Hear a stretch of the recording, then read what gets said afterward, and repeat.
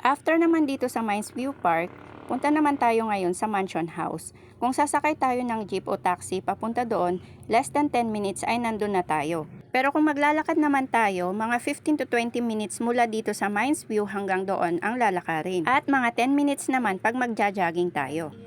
Ang kagandahan naman pag maglalakad tayo, mas mai-enjoy mo ang surroundings lalo na sa umaga dahil sa malamig na klima at konti pa lang ang mga bisita.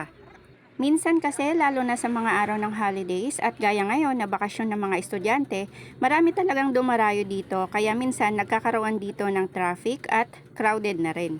At syempre kapag naglalakad tayo o konting jogging-jogging lang, na-exercise naman ang ating katawan. Dito pala may mga madadaanan din tayo mga vendors na nagtitinda ng mga souvenirs na keychains.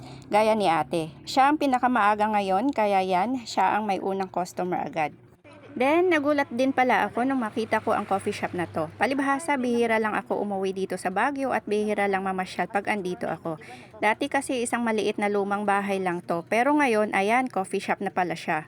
Sa harap ng coffee shop na yan, tanaw din ang magandang view ng mga bundok na nakikita din sa view deck ng Mines View.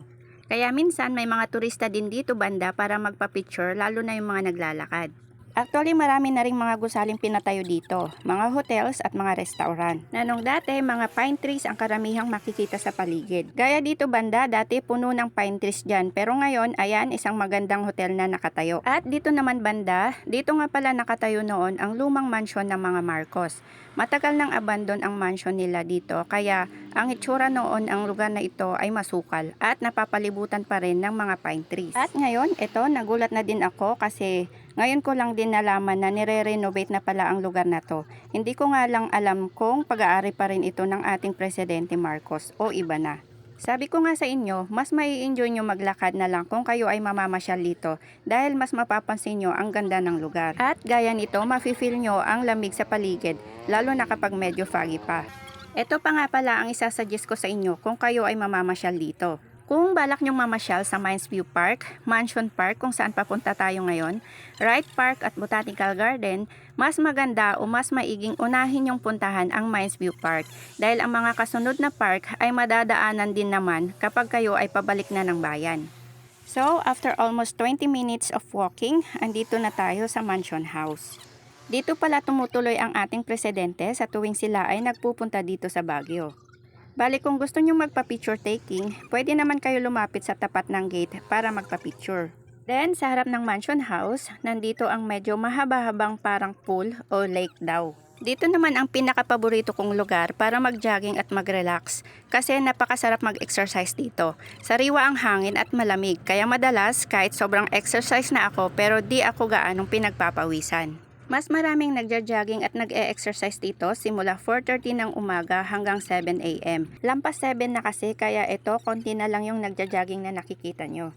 At saka dito at least marami-rami ang mga pine trees na makikita nyo. At kagaya sa Mines View Park, meron na rin ditong mga tindahan na bilihan ng mga souvenirs. At sa mga ganitong oras din, simula 6 a.m. hanggang 8 a.m., marami din ang mga nag-e-aero o nagsusumba dito. Kaya kung bet nyo ang ganitong exercise, welcome naman kayo para makijoin. Regular nga kasali si Mother dyan, pati mga pinsan at mga titas ko. Kita nyo naman, nag-i-enjoy sila sa pagsasayaw. Kung baga, nag-i-enjoy na sila, nami-maintain pa nila ang health at lakas ng kanilang katawan. Pagbaba naman dito, andito yung sinasabi nilang long stairs ng Baguio. Dito naman ako madalas mag-exercise dati, lalo na nung wala pa ako sa work. At talaga namang papayat o mababawasan ang timbang mo dyan dahil pagpapawisan ka talaga dyan, paakyat pababa. Dito naman sa kabilang hagdan, pagbaba nyo ay nasa Wright Park na kayo. Dito yung may mga kabayong pinarerentahan for horseback riding. Ingat-ingat nga lang pala sa pagbaba dahil medyo stiff yung daanan at medyo maliliit yung hagdan dito. At pagbaba nyo nga pala sa hagdan, mafe-feel nyo na talaga na nasa Wright Park na kayo dahil sa amoy pa lang ay medyo, pero hindi naman grabe ha, amoy kabayo na talaga ang lugar.